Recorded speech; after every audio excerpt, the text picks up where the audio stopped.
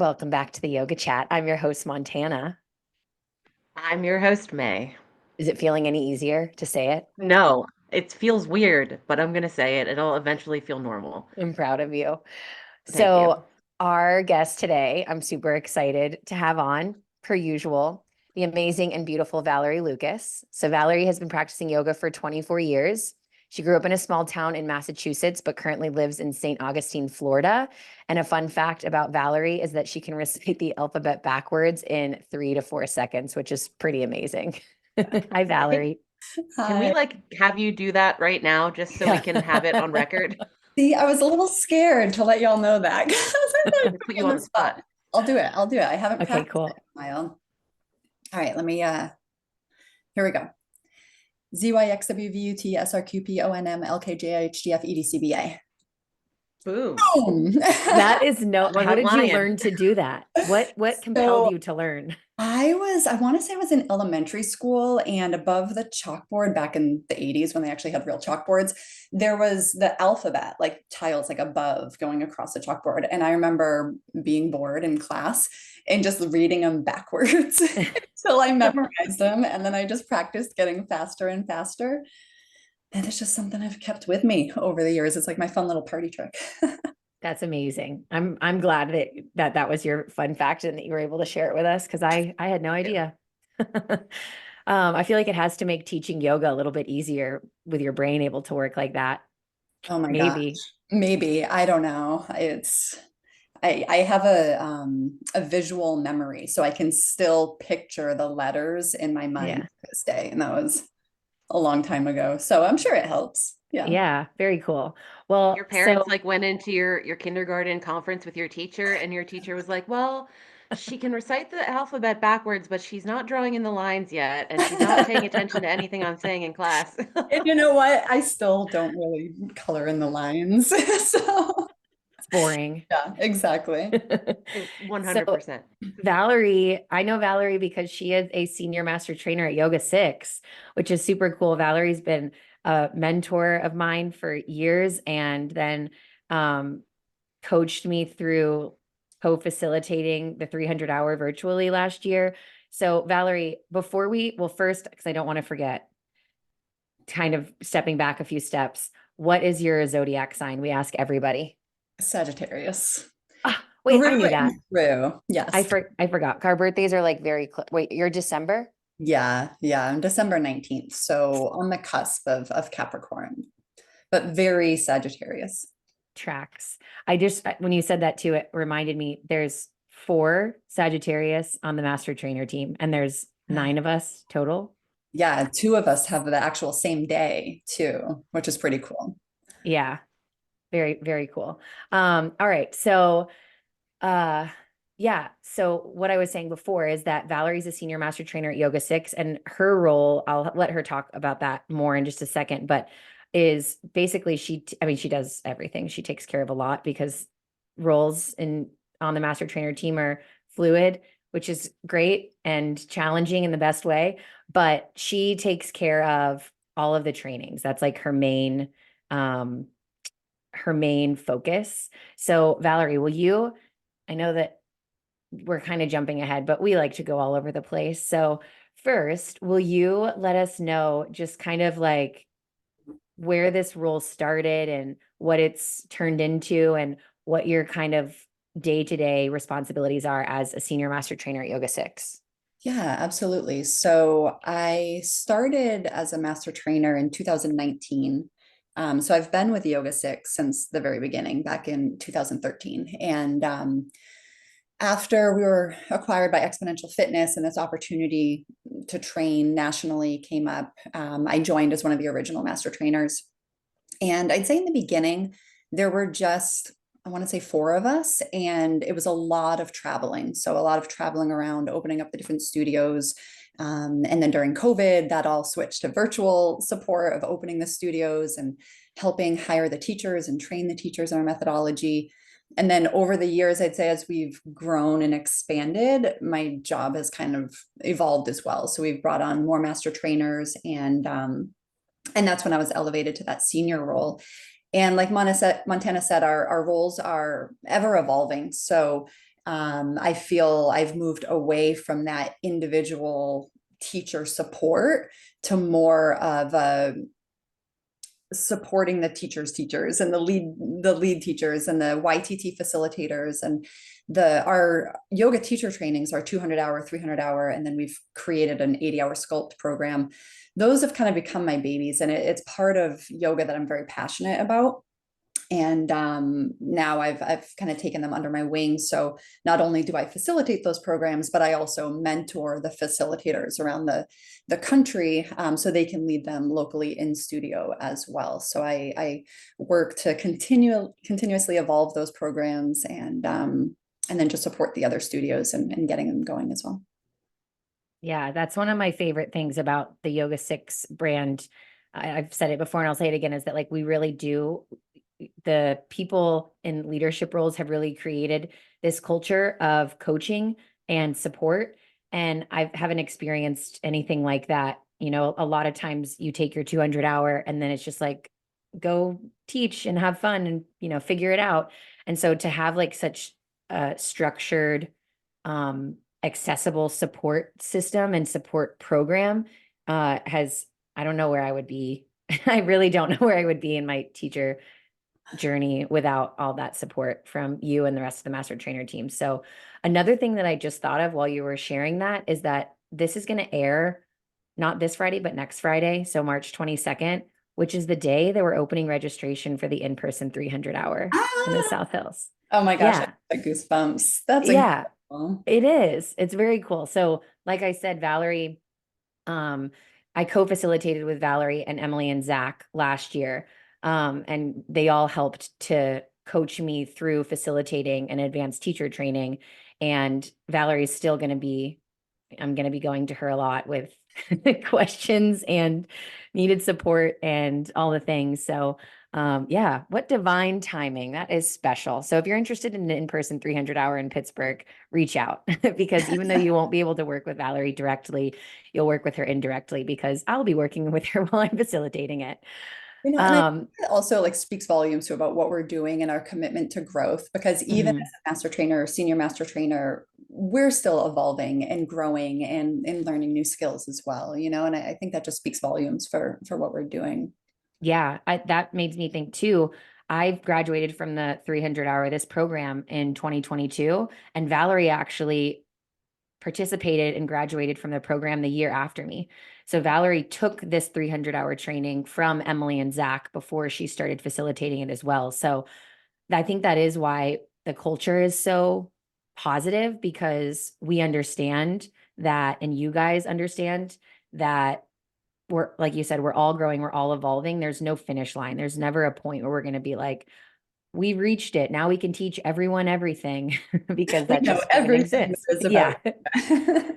Doesn't exist, but there are those people out there. So I think that, yeah, I'm very grateful for everything that YogaSix has created and offers to teach. I mean, thousands of teachers across the country and globe, I think at this point, right? Aren't we expanding?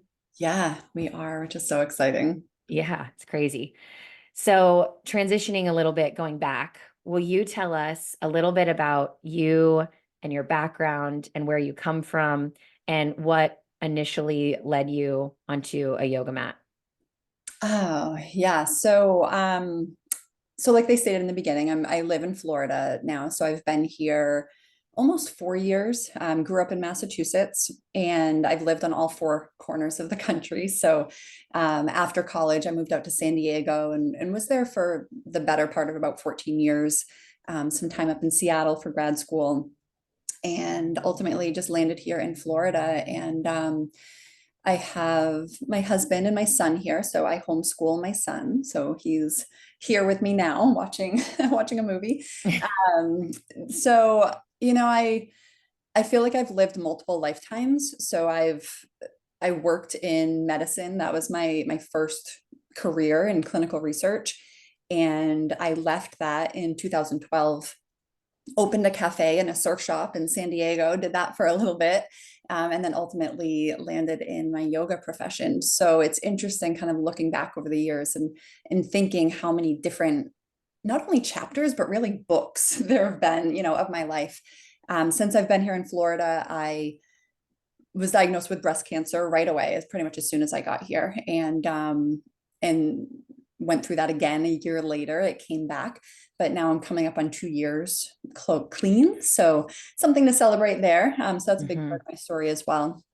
Now, as far as getting on the yoga mat, so growing up in Massachusetts, I was lucky to know on a personal level John Kabat-Zinn. So he's the man who's credited for bringing mindfulness from the East to the West back in the early 90s. So he essentially coined the term mindfulness, and he worked at a local medical school with my mom. And as a young kid, I was probably like 12 or 13 years old, I used to geek out on reading medical journals. So I would take the bus into the city and go to this medical school. The library was just ginormous, and I would read these medical journals all day. And there was one time I went in to go to my mom's office, and John was leading a meditation class. So he was doing this study on mindfulness with the employees there. And I got out of the elevator and I walked into this lobby area, and it was pitch black. There were bodies lying everywhere. And I'm like this 12, 13-year-old kid, like, what's happening? Like tiptoeing around these bodies, trying to find my mom's desk. And she's like, oh, that's just John, doing his meditation thing. So I was just super curious. So he's put out, a bunch of books since then. So I would read all of his books and go listen to all of his talks and presentations. And it really left a mark with me. I'd say from a young age, like through adolescence and my teenage years, I struggled a lot with anxiety and depression. And what he was speaking to with mindfulness really hit home and landed and was giving me tools. So fast forward now, when I was in college, I was a college athlete. I thought stretching was stupid and thought yoga was essentially stretching, but we had to take these 1 credit fitness courses. So I was a junior and I signed up for yoga. And that was my first experience on the mat. So even though I'd already been meditating and practicing mindfulness for probably a good 7, 8 years at that point, that was my first experience getting on the mat and doing a real asana practice. That's so interesting that you like so often, so many people start with the asana, but you were first presented the meditation aspect of yoga, which is really cool. So how long do you think it took you to, once you started the asana practice, realize like, oh wait, this is actually beneficial and feels good, especially being an athlete? Yeah. I knew that it helped me to relax. But what's interesting is it didn't click for me that the mindfulness piece and the yoga were like one and the same, right? Like I was really treating them as separate. And even as far as the asana practice, like, you know, I don't know if it felt good for a while. I'd like to think I was a slow learner, because I often joke that it took me about 10 years for it to click for me that there was so much more to yoga than just the asana. And that's when it really kind of all came together for me, that they're interrelated. And, but I'd say it wasn't until I was starting to practice every single day, and that was probably about 7 or 8 years in, that I really started to notice the shift when I had that consistent practice. Not only did it start feeling better in my body, but I really started enjoying it. And that's when all the shifts started happening off of my mat as well. There's so many people that we've had on that have also shared that, I mean, maybe it's not 7 or 8 years, but most people say that the first yoga class they took, they were like, yeah, I don't like this. Why am I going back? And then when we ask like, well, why did you keep going back? They're like, I don't know. I don't know. Mysterious feeling, this call of Yeah. closure. My friends were going and I didn't want to feel left out, or like I'm really competitive, so I felt like if I wasn't good at it, I needed to get good at it, or like I knew that it was helping my mentals, like I knew that, like you said, I knew it was helping me relax. But I want to say like 9 out of 10 people that we talk to are like, yeah, it took a really long time for me to actually realize like how beneficial it was. Which is also what makes me think too, that even though it for you, Valerie, took, almost a decade for you to recognize how it's all interconnected and how beneficial it was for you, body, mind, spirit. at the same time, like, even though it took that decade for you to really realize that, it was still, those effects were still in play, even whenever it wasn't so obvious to you, which is probably part of the reason why you and so many others continue to show up. Because even though you can't pinpoint it yet, it's still happening. And there's no denying that there's like something happening. Yeah, like the seeds were being planted. And it's funny that you bring up the competitive thing, because what led me to practicing yoga every day is I had a roommate who was like a brother to me, and we were very competitive. And so I would just practice yoga. I never really practiced heated yoga. I didn't like the heat. Um, I had had heat stroke in college when I was at a soccer tournament, so I just avoided the heat. And he challenged me to a 30-day hot yoga challenge. And even though I hated the heat, I was like, I'm doing it. I'm in, because we were so competitive. And I remember after the first day thinking I was going to die, and I just couldn't get out of that room fast enough. But because I was so competitive, we went back again the next day, and I was determined to beat him in this challenge. And I stayed through it. And it was really that challenge that got me hooked and led to me practicing every day, and got me hooked to the hot yoga aspect of it as well. Yeah. Where When were did you you turn the Oh, go corner? ahead. Sorry, when did you turn the corner on like walking into the hot yoga space feeling overwhelmed and like suffocated versus like, oh, this feels good and I actually like it? Was it like a snap or It's kind of funny. So the first time I was there, I won't say it here because I don't know if there's young ears listening, but I found that the whole hour I was in there, I was repeating a 4-letter word, it's hot in here, 4-letter word, it's hot in here, right? Like it almost became a mantra for me, right?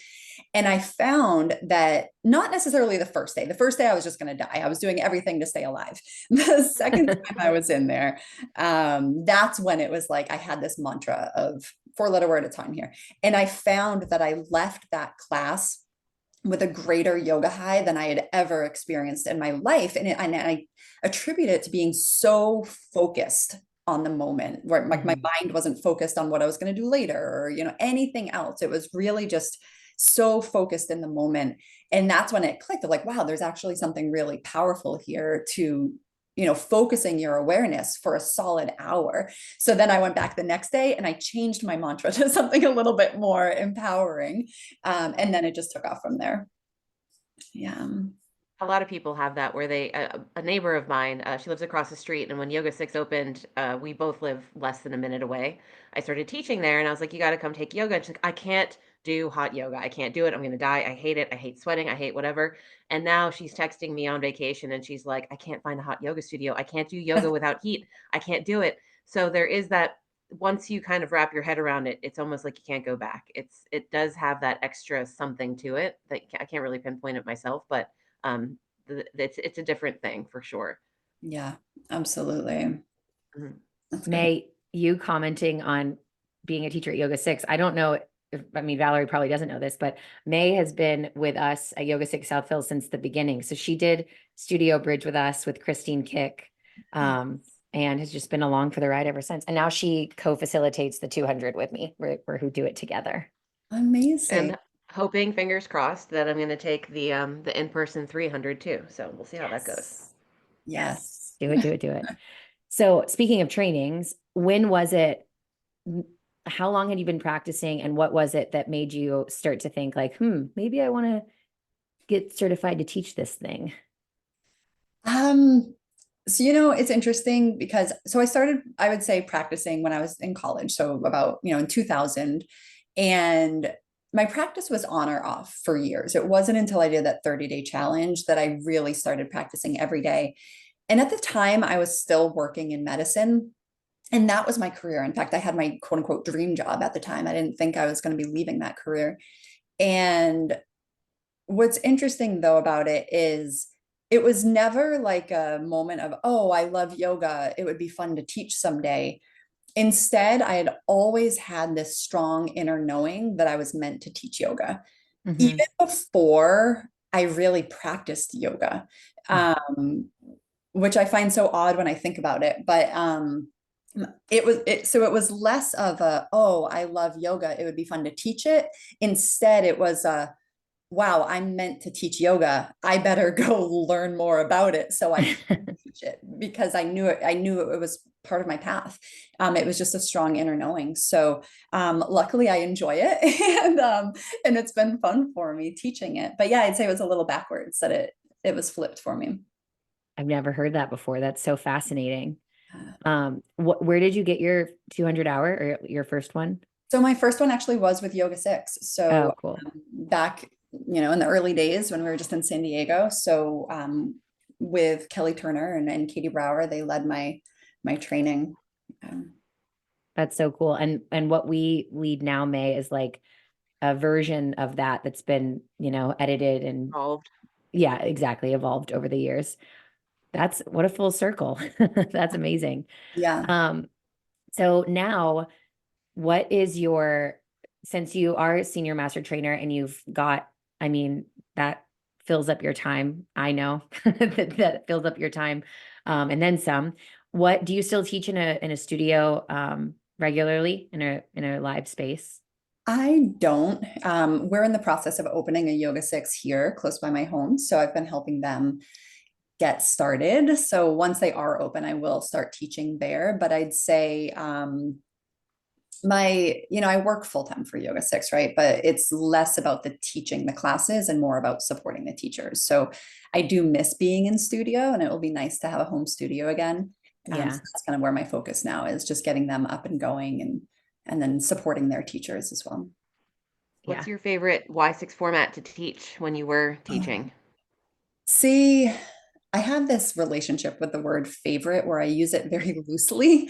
I call everything my favorite. Depending on the day. Yeah, slow flow, I've got to say, is my jam, because I feel like it can be so athletic and intentional and precise, yet accessible for many. But restore is just, I'd say, other than the hot sequence, when I first started teaching for YogaSix, my first format I branched out on was restore. And it just felt very natural for me, which is interesting because I've always been a competitive athlete, and power and sculpt are kind of my go-to when I would take classes.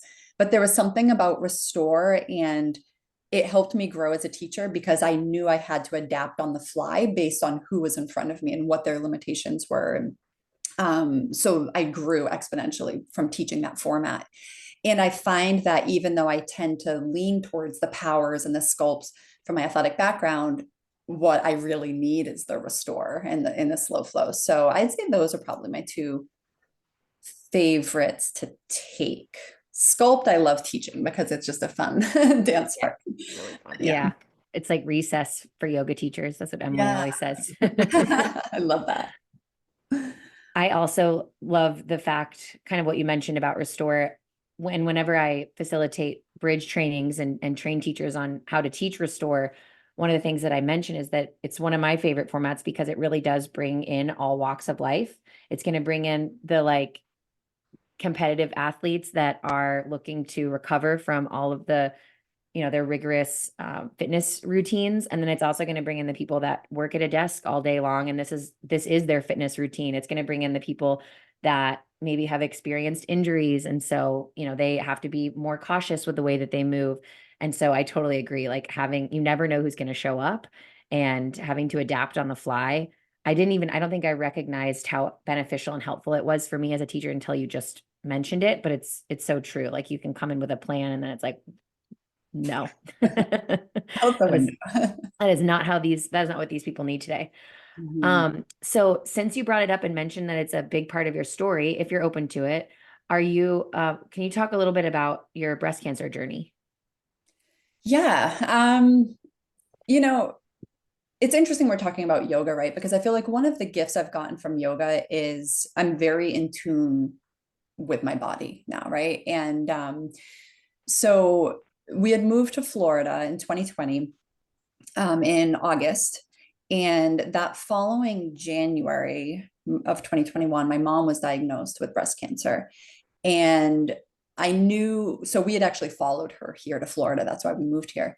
And I knew that it was just meant to be. I knew that that's why I was here. I was meant to be here with my mom. And I, having a medical research background, I immediately started diving into the research and learning about all these different ways I could support my mom. And then it was actually right around this time, it was March of 2021. I was, sitting in my office, and I've always had this rib that protruded. And I was just kind of massaging that rib, and it was right below that I felt a lump. And just being in tune with my body, I was like, okay, that doesn't belong there, right? And then I found a few other ones, and I knew instantly what it was. It took months, to get that official diagnosis, but I knew. And so my mom and I went through the journey together, which I think is kind of unique as well. And it was a year later, so I ended up having a double mastectomy. And again, on the topic of yoga, back in my 20s or even my 30s, I don't know if I would have just opted for a double mastectomy, because I think I paired so much of my self-worth with my image, right? Mhm. Like, but through yoga, I have a deeper appreciation and love for not only my body, but myself with a capital S. And through that, there was no question. It was like, yeah, take my breasts. I've nursed my son for almost 4 years. Like, they serve their purpose. Like, they're not my identity. I don't need them. And I gotta say, I've never regretted it. I'm very confident in who I am, and I know that I'm not my body. And I remember when I first took the bandages off, my sister had flown down here to help me during that time. And I remember thinking, like, preparing myself of, seeing myself for the first time without breasts, and just kind of mentally preparing myself. And honestly, it was kind of underwhelming. I took the bandages off, and it was like, oh, all right, I'm still me. Like, there was really, and I think that's cool. Again, we're talking about yoga here, but I don't feel like I get as ruffled or phased by things that I used to.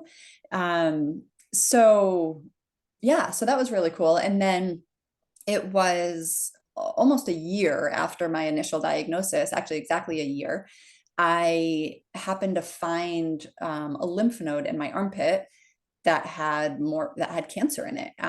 So of all the lymph nodes in my armpit, I found the one just from manually feeling it, had it checked out. Sure enough, there was cancer in there. So they ended up removing all the lymph nodes from that armpit just to make sure there wasn't more. And there wasn't. They said it was fully encapsulated. It was just in that one. And then that was it. So I just think it's pretty cool that I don't know if cool is the best word, but that I found it, like, on Mhm. my own. And I knew, like, all the way down to that little teeny lymph node in my armpit. Like, I knew it was there too, and they took it out. And yeah, and I've been good ever since. So, in the moment, I think it it changed my whole perspective of life. um and an appreciation for life when you're staring death in the face, right? And I think for a long time I had this fear, not necessarily of dying, but of leaving my son without a mother. And because that fear was always present and stuffed down, it was limiting how much I was actually showing up and living day to day. And having this cancer diagnosis and going through this journey, and ironically, it was always around Mother's Day that I was first diagnosed, and then it came back. It forced me to face that fear head on. And since then, I feel like I live so much more fully because I'm no longer being controlled by that anymore. Um, yeah, it's been quite a journey, and I'm so, which might sound funny to hear, but I'm so grateful for it, because I've grown so much, and just have a deeper appreciation for everything, really. Yeah. Thank you for sharing that. I've gotten to watch your journey from afar, which is also crazy that Valerie and I work together and have never met in person, but one day we will. Yeah. And yeah, you're just so inspiring and full of so much strength and wisdom, and being able to watch you go through your journey is just, like you said, like, it sounds weird to say you're grateful for it, but when I hear you say that, like, I know you as well as I know you, so I'm not shocked by that. It's very clear to me that you have taken probably any challenge in your life and been able to look at it as like an opportunity to grow and learn yourself and know yourself better. And also you commenting on, and we're all this way to an extent, right? Like being, especially in your, when you're younger in your 20s and your 30s, more, what's the word I'm looking for? More like you care more about your appearance. We just started putting this on YouTube. So if you're watching on YouTube, great. You can see Valerie. If you're just listening, Valerie is literally so beautiful. Like you're like sunshine, sunflower in a human form. So even that is just like when I hear you say, like, you know, oh, I could would have been probably more worried about my appearance when I was younger. It's also a reminder that like, oh my God, we all worry about our appearance. Like even Valerie worries about her appearance.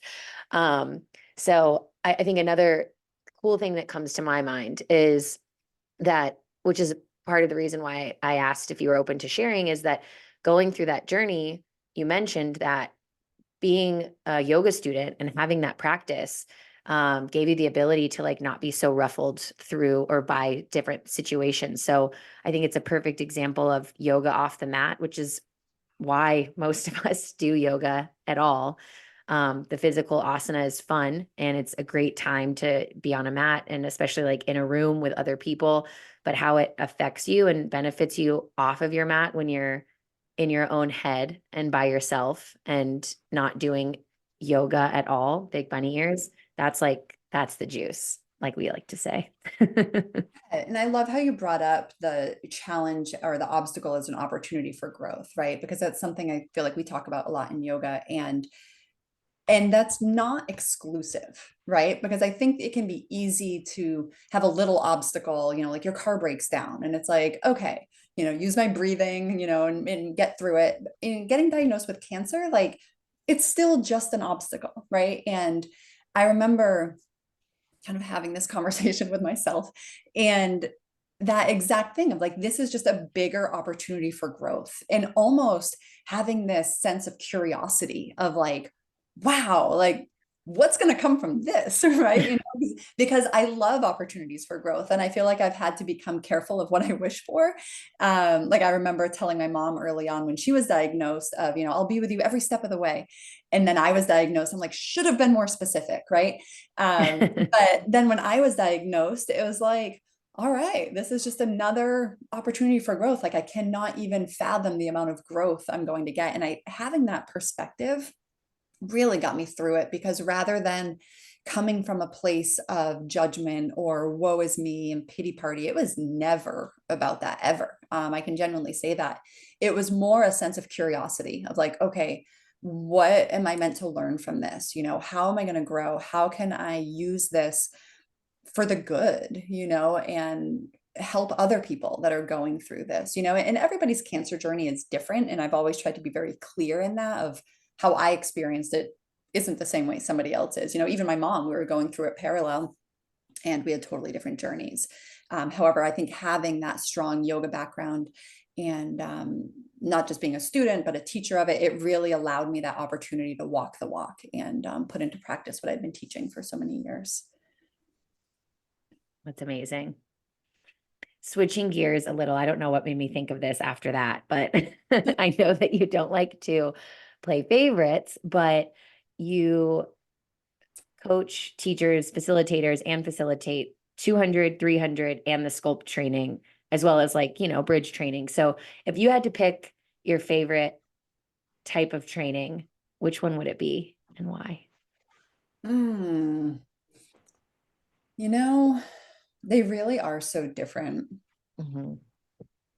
I'd say it's a toss up between the 200 and the bridge trainings. Teaching the advanced training is phenomenal, right? Like I love up leveling, you know, when people think like, oh, I've got it, I'm good, and then shaking them up a little bit and be like, whoa, no, I'm not good, right? And giving them those new tools. It's really cool. Don't get me wrong. But with the 200, especially the YogaSix 200, there's so many shifts that happen for these individuals where they really start to get to know themselves on that deeper level and start to identify patterns and how they show up in their life. And it's just monumental to see like the people that come out of those trainings versus how they were when they came in. So I love not only being a facilitator of that, but a witness to that. And then there's the bridge trainings. I'd say one of my favorite type of teacher is working with the teacher that's very resistant to what we're doing at YogaSix, and helping them understand the why behind everything that we do. And uh, when I get to see that shift from a teacher that's completely closed off and not open to hearing it and resistant, and then all of a sudden they're like, oh, I get it now, right? And that's pretty special as well, Mhm. to see that energetic shift happen. What do you Yeah. think? I mean, I'm sure you've gone through it dozens, hundreds of times at this point, but what do you think is the big, eye-opening moment for those resistant teachers when it comes to the way we do things at Yoga Six? I came into Yoga Six as a brand new teacher, so it was the only thing I knew. So for me, it was, and I was also taught, with a similar breath, action, body part, language type of training. But for someone who's been teaching 10 years in a completely different style and they come through and they get trained to go to Yoga Six and they're not, like you said, they're not really on board at first. How do you get them on board? What makes them, do you think, understand? I'd say just get right into their personal why, right? Like, not only why do you teach yoga, but what are the gifts that you've gotten from this practice and the gifts that you want to share with your students, right? Like, why do you show up as a teacher each day and what are you trying to do? And when I can connect to that, then I can help them understand how they can do that through our methodology. And I think people look at YogaSix from an outside perspective or a surface level of, oh, they're just, it's Corporate yoga. what I say, or yeah, right. Like they're taking away all the yoga of the yoga. And in fact, it's actually the opposite. And I've been steeped in this post-classical tantric philosophy for, I don't know, 11-ish years now. And when I can help those teachers understand that what we're doing is just a different philosophy, right? Like most teachers are trained in this classical philosophy of this dualistic way of thinking of a right way to do things, a wrong way to do things. And when I can shift their perspective to a non-dualistic approach and a student-centered approach, and how we're just giving them these gifts in a different way that puts the student at the focus, it takes a lot of pressure off the teacher, right? So like you may said that you came in as a brand new teacher, there can be a lot of pressure on brand new teachers to feel like I have to be the smartest person in the room, I have to know everything there is about yoga. Like god forbid there's another yoga teacher taking your class as a student, that brand new teacher can feel like a fraud of like, well, they're more experienced than I am, they know more than I do.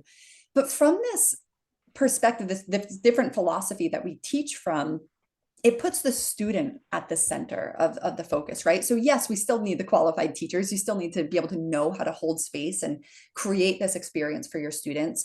But it's not about being able to recite all this fancy Sanskrit. It's not about being able to do all these crazy, contortionist poses in your body. It's more about what does this individual student need? How can I access their heart? How can I make them feel safe? How can I establish this trust and connection so they will be open to receive the benefits of this practice, right? Because it's not me, the teacher, that's creating the benefits. It's the student balancing their nervous system and moving through the poses and feeling safe enough to let their guard down to actually be led and guided, like that's where a lot of the shifts happen. So I think just getting into the teacher's heart of like, well, what is it that led you to yoga? Why do you teach yoga? Why do you show up? What are the gifts that you've received that you want to share?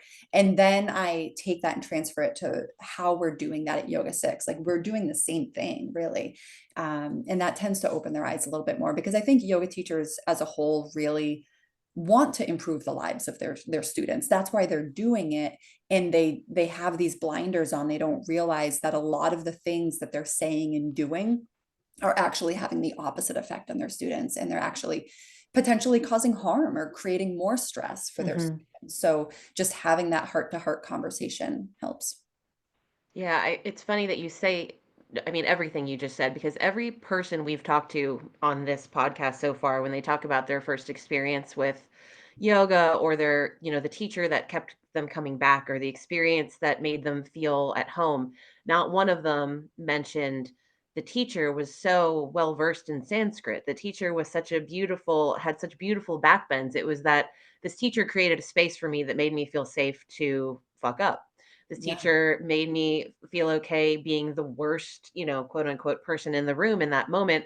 I felt challenged, but I also felt not out of place. I felt like I could go back, and I didn't, it's the feeling and the experience that's created, and not the teacher looking a certain way or speaking a certain way. It's absolutely the way that the teacher holds space. And I think you're right that I'm fully on board, obviously, with the YogaSix methodology, and I love the way it creates space for people. And we've encountered it dozens, hundreds of times at this point. People coming in never having done yoga in their life, fully intimidated, having no idea what to expect, and they leave and they're smiling and they're like, "Wow, I did that. I can't believe I'm here. I can't believe I didn't."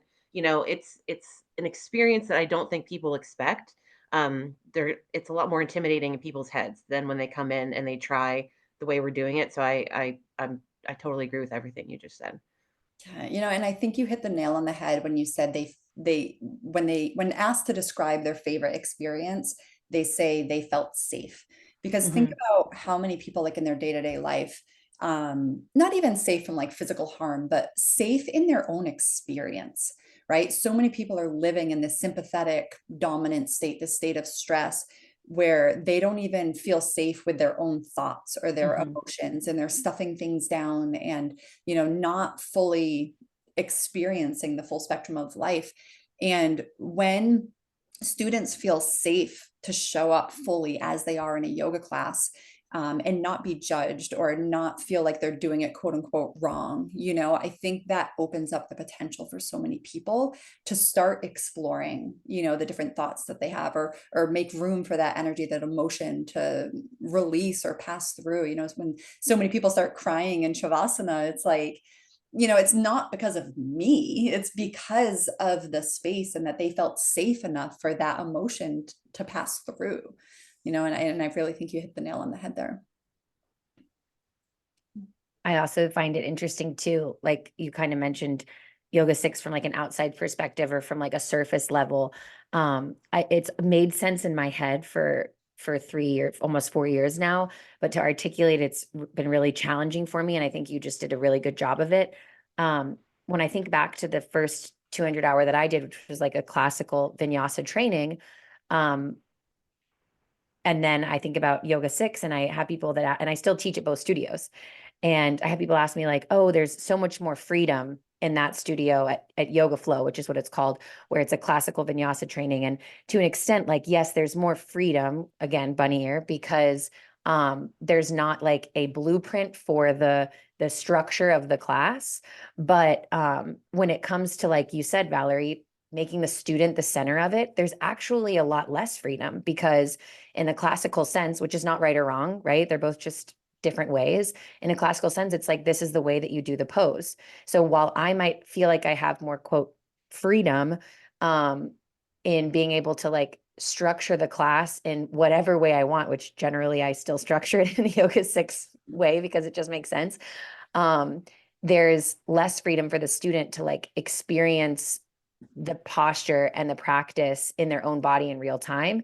Whereas at YogaSix, it's like there is this blueprint for the class, so that really it's bench. I always say this to people in bridge or people that I facilitate through 200 hour, that like these like landmarks, they're landmarks, they're benchmarks. Like there's not, the yoga police aren't going to be in there making sure that all of these things are being done perfectly. It's an opportunity for you as a teacher to make sure that you're supporting your students and providing an experience that is uh, like full bodied and balanced, and you get from point A to point B, and there's a beginning, a middle, end, and space.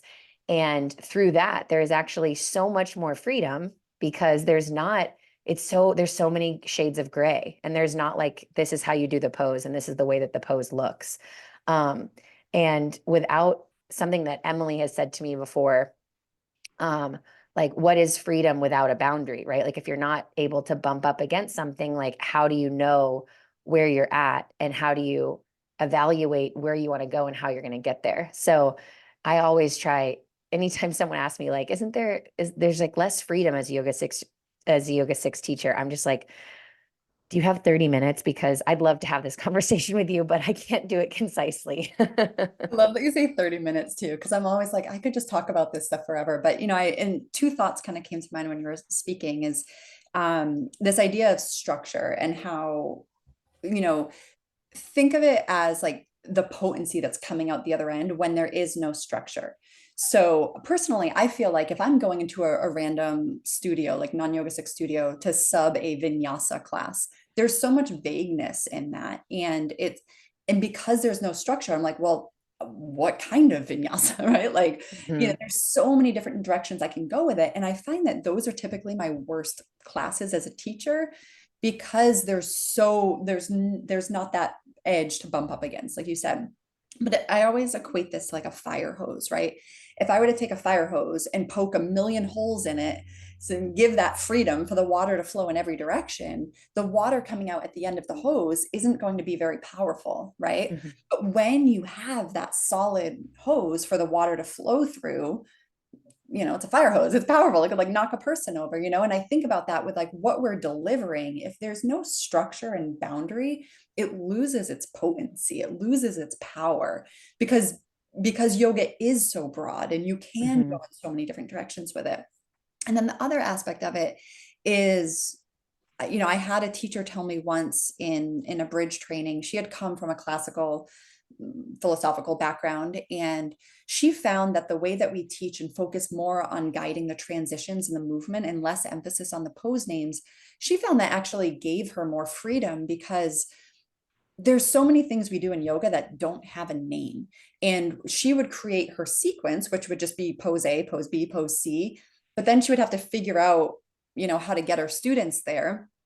And sometimes there is no name, right? And that's why a lot of times there is no guidance given. They just call out the pose names and it's up to the students to figure out how to get there. But when you're guiding the transitions, you don't have to depend on the names. You're just telling somebody how to move their body. And she found that she could be so much more creative in her sequencing because she wasn't bound by pose names, right? Mhm. She could really get creative and flow in different ways. And I love that perspective of it. Like, yes, we're giving structure, but within that structure, there is more freedom, Yeah, to be creative. absolutely. Absolutely. So our last question that we always ask everyone, because somehow we're already there, almost to an hour. Excuse me, do you think yoga can change the world? Yes or no, and why? Ah, this could be a whole other hour, but absolutely, yes. Um, I think I'm going to try to make this as concise as possible because I know we're at the end. But there's just a lot of hurt people in the world, right? And I always say that hurt people, healed people heal people. And I think yoga gives us, I had this teacher once in San Diego that used to say that these poses we do in yoga, they're simulated stressful situations, right? So they give you this opportunity to get really uncomfortable in your physical body to practice maintaining equanimity in times of distress, in times of discomfort, in times of confusion. And that's where it translates off the mat, right? And giving people these tools and this capacity to strengthen their container and strengthen their ability to handle the waves of life rather than try to avoid them. um, I just think that that's something that everybody could benefit from. And on top of the the self, this isn't going to sound right, but like the relationship with their self, right? I think so many people struggle with those stories of I'm not good enough, I'm not blank enough, whatever. And through yoga and getting out of your head and into your body and experiencing your body for all that it is and all it's capable of, it's just amazing. And I think it allows people to have this new appreciation and sense of wonder and curiosity and also compassion, right, for others and what they're experiencing on their journey. And but I think if people as a whole, if they're less in their sympathetic nervous system and more in their parasympathetic, that alone is enough to make this world a better place. But that's my nutshell version, because I know, again, this is a topic because there's so many different ways you could go, and I could talk about that forever. Yeah. That That's is the juice. the juice, or the fresh cracked pepper, as we say.